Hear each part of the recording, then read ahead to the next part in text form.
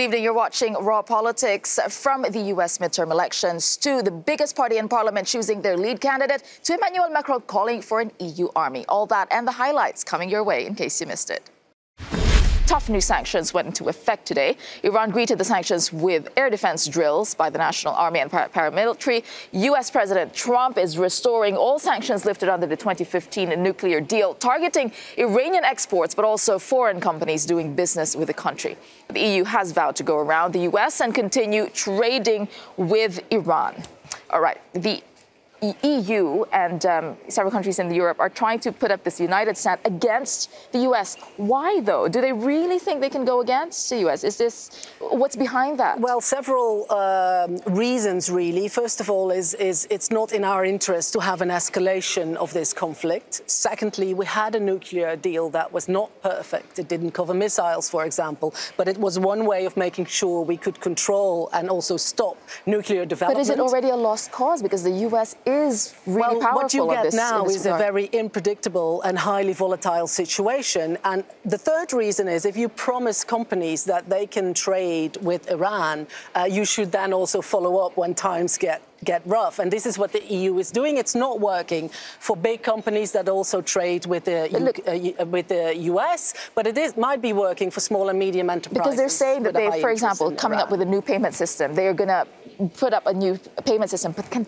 something like that actually work? They're trying to find these special measures where you can essentially get around some of these sanctions. Now, I think for certain companies like SWIFT, which are based here in Belgium, massive company that transfers billions and billions it's for financial transactions, euros every single day. It looks like they're going to find it quite difficult to get round it. But clearly Europe is trying to protect some of its economic interests, not least of all when it comes to things like aviation. But I think the crucial thing here is for the European Union is, A, they still believe in the Iran deal. B, a lot of them don't like Donald Trump. But C, most importantly, is if they are going to have and try and reach deals with countries like Iran before, then they have to stand by the deals that they had reached in the past. Correct. And I think that's why many European leaders are refusing to budge. Do you think, is Europe in denial about the kind of clout and influence that they actually have? No, I mean, concretely. I think they're going to find it incredibly difficult. I remember working in the city trying to undertake corporate finance transactions and raising money for aeroplanes with Iran when the first set of sanctions were there, and the hoops that we had to go through. And one of the major hoops that you have to deal with is that under US law, anyone that has to transact in dollars within their business anywhere in the world is regarded as being part of falling within the US rules on that dollar. So if you transact any dollar transactions, you can fall foul of the US laws on terrorism and being dragged in. And that is one of the difficulties a lot of these European companies have, because they have transactions that they're doing in the US. Which is what I want to know, if the EU has ammunition,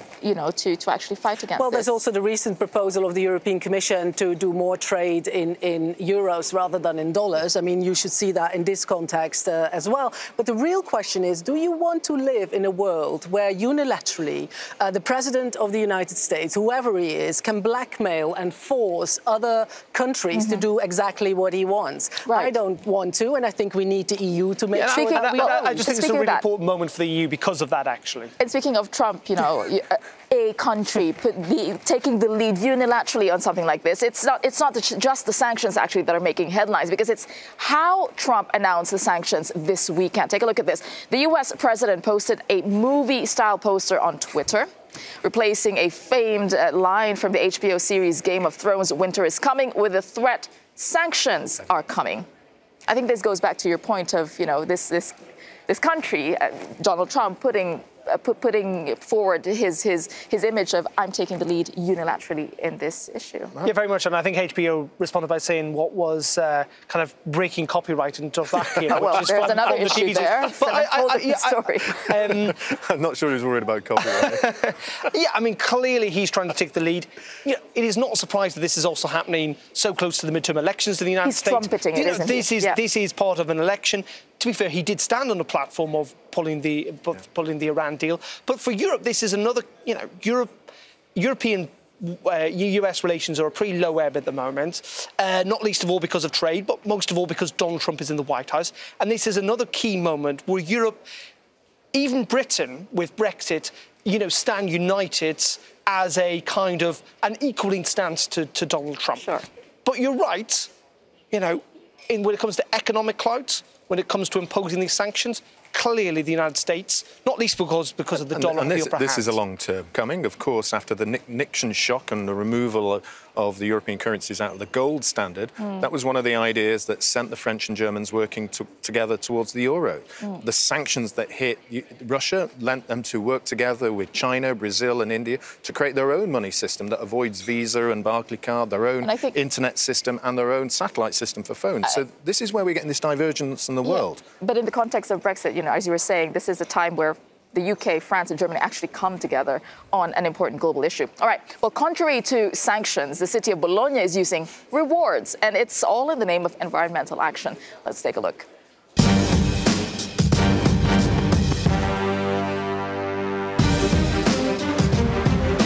This is Bologna in northern Italy, where as the population grew, so did the number of cars in the small historic centre. In an effort to make the city greener, local authorities tried just about everything to dissuade drivers. None of it had much effect until a new app called Bella Mossa, meaning good job, was introduced. The concept, simple enough. Use a bike or public transport and receive a reward. With 200 local businesses on board, users can qualify for anything from ice cream to cinema tickets, even beer. 10,000 people have registered so far, and CO2 emissions have been cut by 740 tons.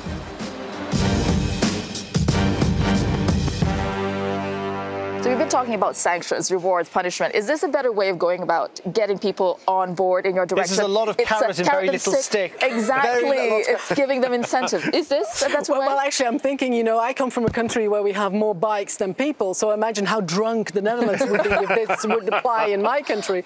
It's a lovely example, but, maybe here it works. I wouldn't want to use it on in other areas. So I assume you can cycle to have a beer and then cycle back and be drunk in charge of a bicycle. But I thought also cycling was not meant to just cut carbon but be healthy, so I'm not entirely sure the rewarding people with ice cream and beer is the right way to go about it. I'm loving it. You get your bicycle, you have some bolognese under beer at the end of it. You're going to attract huge numbers of Brits on those planes. Post-Brexit, we'll be out there saying we'll still be friendly with you. I want that bike, beer and bolognese. Oh, be careful, Bologna. Here they come. Setting an example for everybody there. There is a kind of story and image that you wouldn't want to see, especially on social media. Let's bring up this picture and see if our guests can tell who it is. Is it you, Darren? It is certainly actually Italy's... It's Matteo Salvini. His girlfriend broke up with him on social media. This is what's written in Italian. It would be sweet if you weren't breaking up with someone. Well, let me just read what's written. It says, "It's not what we have given each other that I will miss, but what we still had to give each other with immense respect for the true love that there was. Thank you, Matteo." So that was what was written. Sweet, isn't it? You think it's sweet? Yeah, it's sweet. I've got no time for Salvini. But is it dirty politics here that we are starting to see here? Well, did he post it with her permission, or did she? I have to say, I don't know this story. They broke up, huh? They broke up. Yeah. So. Yeah, and I think she just posted it to say that this was her attempt to say we've now broken up. Okay. Yeah. Commemorations are ramping up to mark the centenary of the end of World War I. And this weekend, French President Emmanuel Macron set off on a week-long tour of France's northeastern flank. The carefully choreographed commemorations began in Strasbourg, where Macron met with German President Frank-Walter Steinmeier. The two attended a Debussy and Beethoven concert aimed at celebrating Franco-German reconciliation. Macron will head north, visiting 11 departments along the way before meeting dozens of world leaders, including Vladimir Putin and Donald Trump, in Paris on Sunday. He's expected to use the event to call for strong multilateralism and enduring peace. Meanwhile, no national commemorations are planned in Germany. All right, with me in the studio to take a closer look at this, we have a Christian Democrat MEP Peter Jahr. And joining us also is Euractiv reporter Brian Maguire. And still with us is our political editor, Darren McCaffrey. All right, first of all, this commemoration is sensitive because what it meant for France and Britain and the others didn't mean the same thing for Germany. Is it more sensitive now? I think I'll ask you, Peter, is it more sensitive in the context now than it ever was? I think it's a very, very good idea from the French president to organize that activities, because 100 years is, in a historical view, is not so much. But the generation who have to do that is not still alive, and we have to say, remember what's going on. And something in Germany, the World War II is more important than the World War I, and that's a big mistake. We should remember about this. And the second one, Why is it a mistake? I think, because, what should I say, the big European catastrophe in the 20th century starts with the World War I. We have to make it clear. And the second one, I realize, why everybody should be happy that this is that is delayed from our history, and not to divide. For me, it's very clear. In a war, there is no winner and no losers. Everybody is a loser after this. The people lost. So do you think it is a bit more sensitive we now should remember about this. From and the other side? Everybody should come together. All right. And do not make a mistake again. I don't know if this is something which really resonates deeply with people. They see the drama, they remember, they know the story. But in terms of what this means for Europe today, I don't think it's cuts through. And this is one of the reasons that the European project is in so much trouble at the moment, because the generation that is voting today, they weren't present when this chaos was taking place. And so they don't feel the deep personal tragedy in the same way. So Macron has a different agenda here as well. He's in election mode. Sure. He's going through 14 different constituencies where Front National are particularly strong. Exactly. On that note, just to show where Macron exactly is going, because he did go to areas where the front lines, let's say, of the First World War, but many now also happen to be the stronghold for the National Front, as was being said. So this is formerly the National Rally, and we see that 10 out of the 18 locations voted for the party's leader, Marine Le Pen, in the first tour of the 2017 presidential elections, and she won an outright majority in 4 others. So these are the same places that Macron is visiting. I mean, it doesn't seem to be a coincidence that where Macron is going now to commemorate the First World War is also the places where he's losing out to a different ideology, to Marine Le Pen. I think, first of all, on the First World War bit, what we learned more than anything, we learned a lot from the First World War, it was that humiliation doesn't work. And as you were rightly pointing out, that then essentially in part led to the Second World War. And clearly by calling this the Great Slaughter, which is what I think the French are calling it this year, is far more testament than, saying it was some type of Allied victory over Germany, or that it was some type of kind of great defeat for Germany. And I think the sensitivities are there because, yes, I don't think anyone is suggesting that somehow we're again on the precipices of war, that this is 1914 all over again. It clearly isn't. However, there are strong nationalistic sentiments out there in many European countries, and not least of all in Germany as well, and that they do not need to be stoked up, essentially, by European leaders. When it comes to this and Macron's tour, you can draw a line and say, will this play well? Is he trying to calm the flames of nationalism? That is also where most of the fighting took place. It is also where most of the dead are, and it happens to be, the post-industrial working class bit of France where support for Front National is at its strongest. I think it's more of a coincidence than necessarily a conspiracy. The now called the Front Rally. Indeed. Sorry, yes. Well, all right. But what could we learn about that? It's a strange situation. If you could ask the people in 1914, nobody wants to make a war. But it was the beginning with nationalism, populism growing up, and then we have a war. And that we should make it clear that the same people nowadays we have, and we should make it clear and, build up safety line that we have not a stupid thing in European Union. And that's why I support these activities from the French president. Bringing up a point, this activity is massive. It's going to have 80 world leaders, including Donald Trump and Vladimir Putin. And you were saying that Macron clearly is in election mode. What do you think he's going to get out of this massive event with world leaders of different ideologies, if you will? At a French level, very little, because what's dominating French headlines this week are petrol prices, the strike coming up up on November 17th.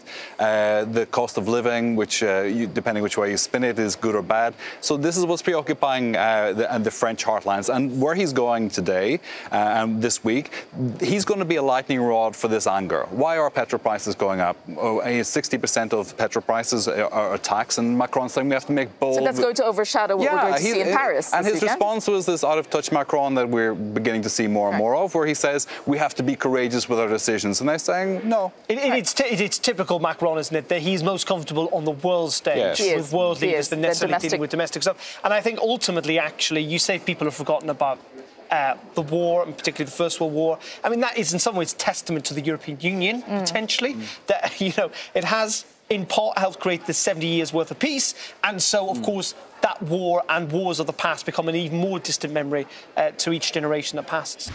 French President Emmanuel Macron has been facing a growing backlash, first over plans to honor a controversial war hero this weekend, and now over his defense of the decision. Let's take a look.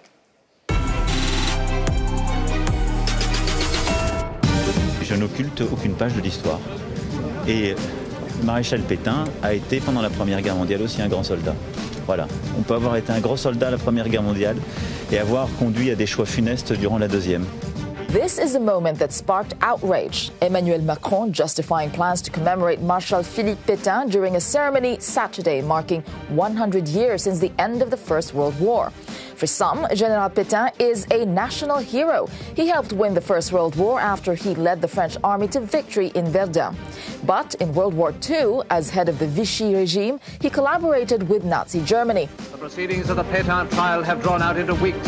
And he was convicted of treason.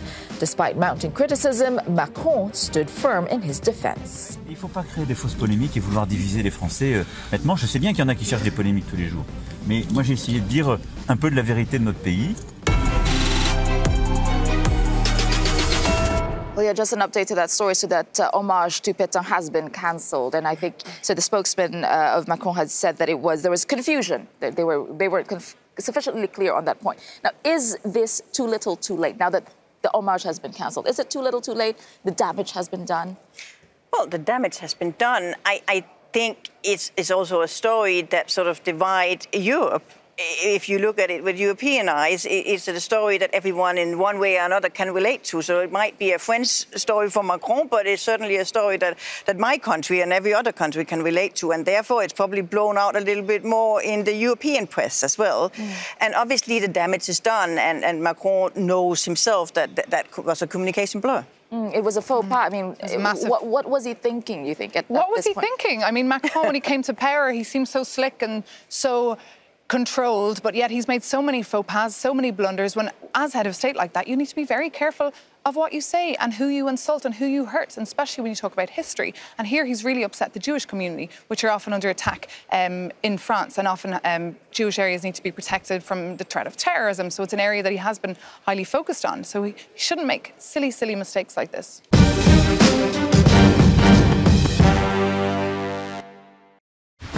Manfredo Weber and Alexander Stubb are competing to be the EPP's candidate for Commission President, and they're making their pitches in new campaign videos.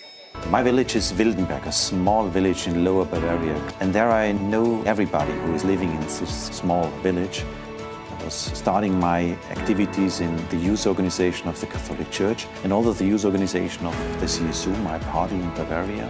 There I experienced what it means to stand for an idea, to argue for an idea, and to fight for an idea. I was a guitar player in a band. I stood in the first row of the band, and that was for me an interesting experience. To be connected to people, to listen to them, to look in the eyes of the people, and to get an idea what they want to have next.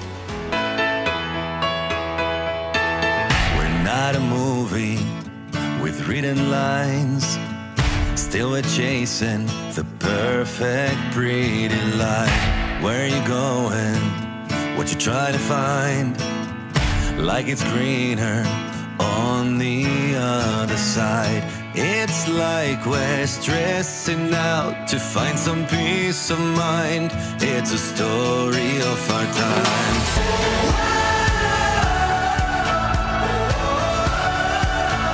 In this heartbreak century, we're not a movie I can say there's a lot of reaction here as those videos were playing. The music is the best bit of that Alex Stubb video. This is what you do for a living. No, this is not what I do. I mean campaign videos. So, yeah, the message and OK, so look, the thing that we to just take a step back, when we talk about the Spitzenkandidat process, what we're talking about is the person who ends up being the head of the European Commission based on which party gets the most, or which bloc gets the most votes in the European elections. So it's a weird mishmash of voting across the board in Europe for one person, and it's not actually a presidential contest. But with and they ultimately may not end up getting and they ultimately position. may not end it. But with that in mind, of course, you have to do a personality-based campaign. And what I would say from this, and certainly in relation to Alexander Stubb's video, is no personality comes through whatsoever. He is literally voiceless in his video. He doesn't speak, which I think is a real shame because I like Stubb. I think he's actually quite dry and quirky, but he doesn't speak.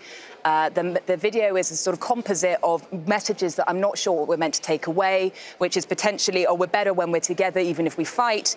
Next generation of Europe, and yet at the same time, what do we see? Stock shots of Stubb getting out of a car, shaking hands with men in grey suits in Brussels, looking a bit lost at a press conference. I think he's meant to look soulful. I mean, is the point here to say I'm one of the ordinary people? I'm one of you. Is that the point? I don't know. What are you reading from? I mean, certainly from Weber's video, that is most definitely the message he wants to put across. It's not the image that most of us have of Weber, that he's a man of the people. So this is giving another perspective. But of course, we have to remember that these videos are for the EPP. They are for the EPP who are deciding who between them they will choose as their Spitzenkandidat. What you would like to see going further, of course, is an appeal to a team that the Spitzenkandidat from whichever political group it is, the team that they can bring forward with them. Because I think, as Laura said, it's virtually impossible to have that personality sell at a European level. So that the emphasis after the Spitzenkandidat is chosen has to be on what the team looks like. The strange thing is, from the outset, if you would have asked me, I would have argued that Alex Stubb's video would have been so much more impressive. He is much more media savvy than Manfred Weber has been. And actually, watching those videos, it's the complete reverse. Right. Interestingly, it is what Manfred Weber needed to do because people don't really know who he is. They don't know anything about him. And this is an attempt to try and sell him as a person. It's a little bit old-fashioned, given the political world in which we're in at the moment. However, I think it's important. Alex Stubb's attempt was, I mean, unbelievably bad. Well, I mean, it was engaging in no level. You got no sense of who he was.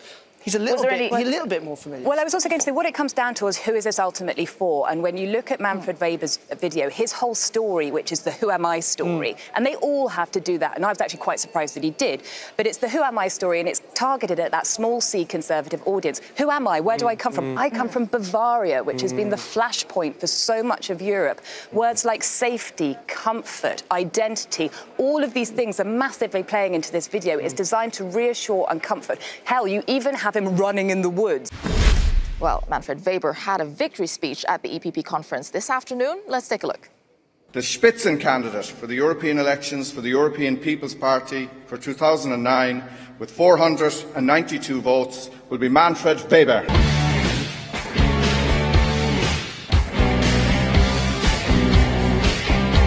Let's use this momentum of Helsinki. Let's go back home to our cities, to our villages. Let's tell people that we have a good idea for the future of this continent. Let's fight, let's argue, let's convince, and then we will win in May 2019. People would say that this is also a victory for Viktor Orban. Are you going to be soft on Viktor Orban because he supported you? Well, I'm one of the personalities who is not only necessary to talk about Viktor Orban, I had the need to vote on this, and I voted for Article 7. So the nuclear option to fight for rule of law, to fight for our fundamental principles, was activated because I and a lot of colleagues in the EPP voted in favor of this option. So for us, there is no special treatment on fundamental principles inside of the EPP or outside of the EPP. And I would ask also for the future to have a binding, strong, also with sanction, a strong rule of law mechanism in the future. We have to find a mechanism to guarantee to the Europeans that our basic principles are respected by everybody. So you can count on us. The EPP will never give up on the fundamental principles, and we will implement them.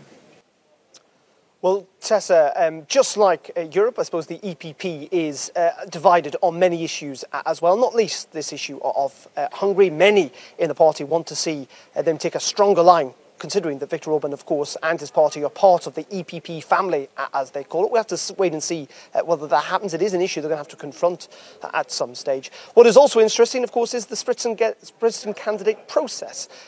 Ultimately, it is a process that started, only 5 years ago. It's very new. There are questions whether it will survive, whether actually Manfred Weber will end up, if the EPP remain the largest party, becoming the Commission President. There are suggestions that the EU Council, the people who will ultimately decide, the national leaders, that they may choose someone else. And interestingly, there was one other senior EPP member here today, Tessa, Michel Barnier. He was on that stage, not talking about Brexit, but his vision for Europe. May he become the Commission President? Well, we'll have to wait and see. Interesting move indeed. Thank you for that, Darren McCaffrey there. I want to ask why Viktor Orban has such confidence in sticking to his line, in going against the rest of his party. I'll ask you. You're Hungarian. You understand what he's thinking, maybe? Yeah, in Hungary, he's always playing for domestic audience in Hungary, and he cannot be weak. He cannot be weaker than he was, for example, in September when he attacked some of his colleagues at the European Parliament. Because in this policy, you can go only further, only being more aggressive. He always needs an enemy to fight with, whether it's the European Union, whether it's George Soros or the United Nations, doesn't matter, he needs to fight and always needs to take one step further. So if he makes concessions, even small ones, he can be portrayed as a weak person in Hungary and he's not gonna make it. Is he playing smart though? He's trying to still stay within the EPP just enough and then pandering to his local audience. You know, EPP is representing the biggest business groups in Europe. They have very good ties to the German car-making industry, and Orban is in very good connection with them business also. Groups, okay. So it's first of all business. Hungary wants to do business, EPP wants to do business. European Union is okay with that, right? And that's a very strong point. It's an interesting angle. Now, Lily, is this a strategy? You think that it's better to keep your, we say, enemies or the people that are making trouble, keep them close rather than pushing them away and them maybe forming their own alliances later on? Is this a strategy? I do think it's a strategy. Politico has done some polling recently, and our projection is that the EPP will take 180 seats out of 705 in the next election. 14 of these will belong to Fidesz. And if we also keep in mind that Fidesz has close Hungarian ethnic allies in Romania that will also get a few seats, that's actually a pretty sizable bloc. And the EPP will be facing fierce competition from populists like Matteo Salvini in Italy. So I think there was a decision following very fierce debate within the EPP that for the party as a whole, it is better from the leadership's perspective, not from all the members' perspectives, but the leadership, and especially Joseph Daul and Manfred Weber, they believe that it is better for the party's chances if they keep people like Viktor Orban on their side. So you think they should have been kicked out? If this was a strategy, then it was a bad strategy. Let's conclude it, because every political opponent will use every opportunity to point it out until the election and after the election. So they are losing on it. They should have thrown it out. They should have thrown him out, his party Fidesz, out of the EPP, because he's not really, he's damaging the image of the EPP. But why do you think it's too late? That way. Why do you think it's too late? No, it's not too late. He should have been thrown out yesterday. I mean, it could have been done. It could be done in the future as well. But let me come to the next point. The problem with the Viktor Orban is actually that if they throw him out, he will not disappear. He will just join the next group. And the problem that is creating these groups, these populists, is not attacked. We are not fighting against the causes that creates populism. So, well, you can put him in another group, he will be there, like Matteo Salvini. But until we start fighting causes that creates populism, nothing will change. But yes, he should have been thrown out of the EPP. It will be much easier for them to make election. It will be much easier to them to fight the election campaign. Is that what he wants? To be thrown out in the end? I'm not sure, because first of all, the EPP has a very strong lobbying power. They can block sanctions against Hungary. Still, there is a lot of EU money going to Hungary. Just imagine if Fidesz would be thrown out and they would be the independent MEPs. then the EU Commission could easily attack Hungary with sanctions. They could block some of the cohesion funds, as it is happening now also. And just imagine if Hungary would not be in the EPP in the last 8 years, what would be the situation now? Probably there would be not any, there would be less independent organizations. Right. Probably the court would be also under political pressure. Billionaire philanthropist Bill Gates has a new mission these days. He wants to reinvent toilet technology and bring affordable sanitation to the world. Yesterday, he spoke to a conference at a conference in China, and he brought a questionable prop on stage. Well, good morning. I brought a little exhibit here. This is a container of human feces.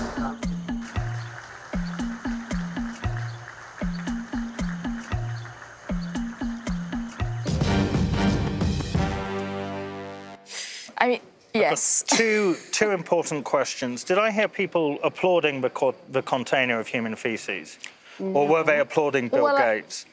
And I think when you're the richest man in the world, you probably get applauded for everything. Whose feces was it? Oh, good question. Anyway, it isn't called a raw moment without reason.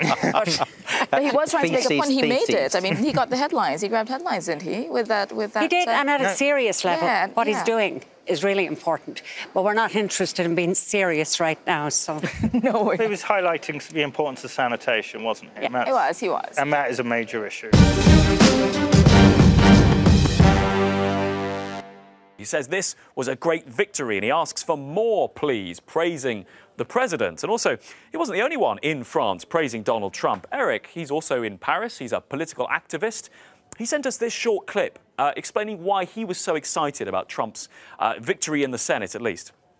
For many French people, Trump's victory in the Senate shows that a conservative policy can function and have the support of the population, especially after Kavanaugh nomination. Moreover, it's a big defeat for European media, which try to give a bad image of Donald Trump and of populism.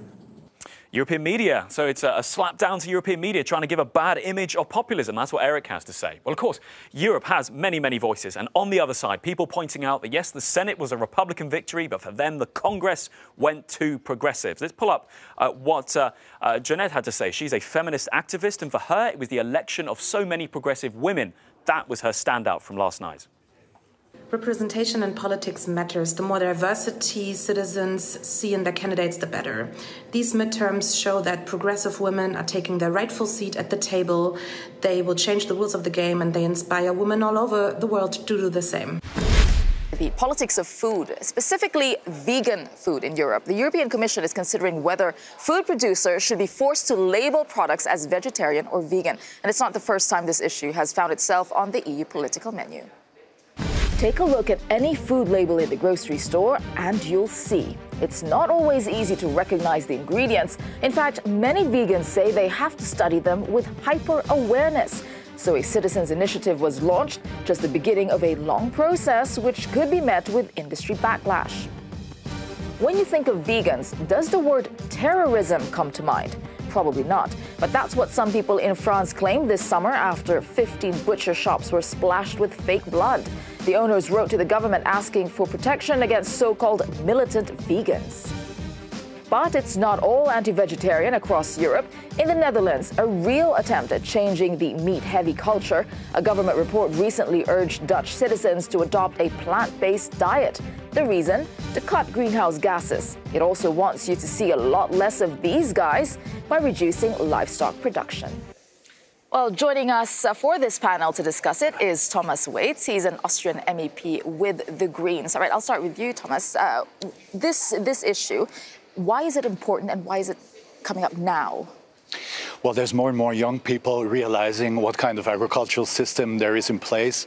They see the cruelty of animal transports, they see the cruelty in slaughterhouses, they see the mass breeding production, and they just don't want to eat that stuff anymore. They just don't want to support that system with their money anymore. So they turn vegetarian, they turn vegan, and I think that's very understandable. But it's not. It's been going on for decades. I think the request has come in about 10 years ago, but it's only now. So why the delay? Let's say why is the EU only now starting to listen?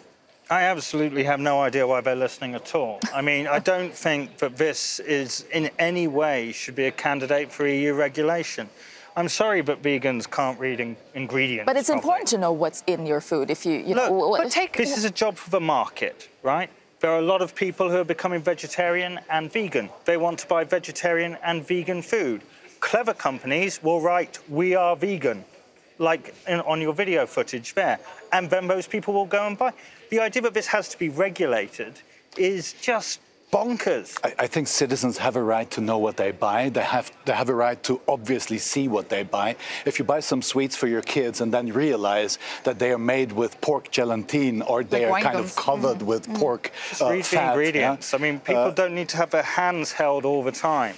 And that's the problem. It's this hand-holding. It's actually the vegetarian lobby who've been pushing for this actually since 2008. They've been writing to the Commission asking them to define vegan and vegetarianism, and they were hoping that Brexit and the European elections wouldn't overtake this matter. And we've seen that it would, because this morning Margrethe Schinas, the spokesperson over in the European Commission, said, "Look, we will not be dealing with this issue. We will pass it on to post-2019 when the new Commission is put in place." So it's an issue actually that they do want to see addressed. Consumers already have the power, and the power is in their wallet.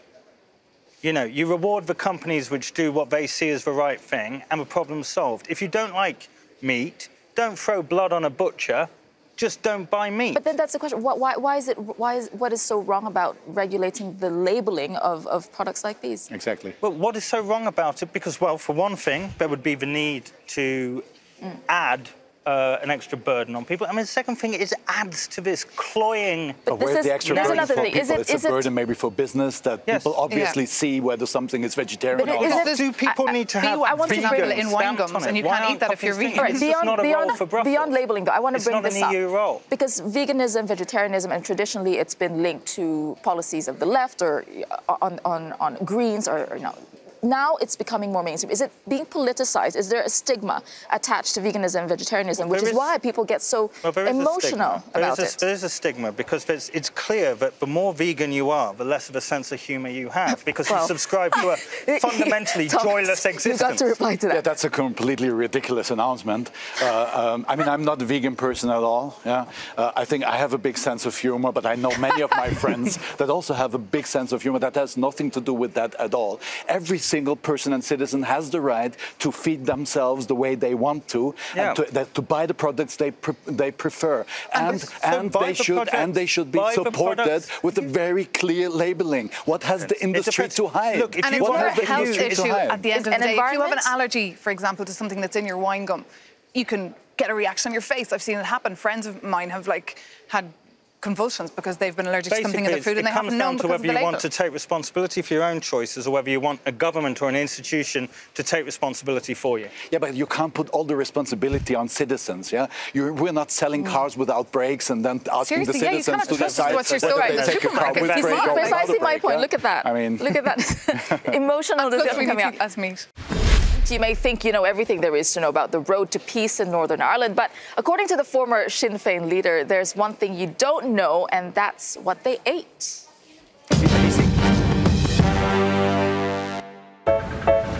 My name's Jerry Adams. I used to be elector on Sinn Féin, and I'm here to tell you about one of the best kept secrets of the Irish peace process. Or am I agad bush? Sin Galanta. It Gotchalum. When I was putting this book together, there were numbers of suggestions for what we would call it. Long quiche. The peas process. But we settled for your Cogaracta, the negotiators' cookbook.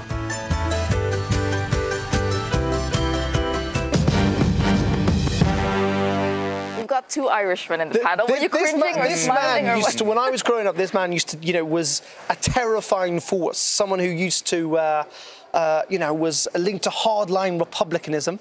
And look at him now. I don't know, what is it about ex-politicians getting involved in strange... Or painting or... Well, I mean, he has got a point, Republicans needed to be fed, and apparently they were very good at feeding it. He managed to be on the news, right? That was the week that was. See you again next week. Join us live from the European Parliament in Strasbourg. See you then.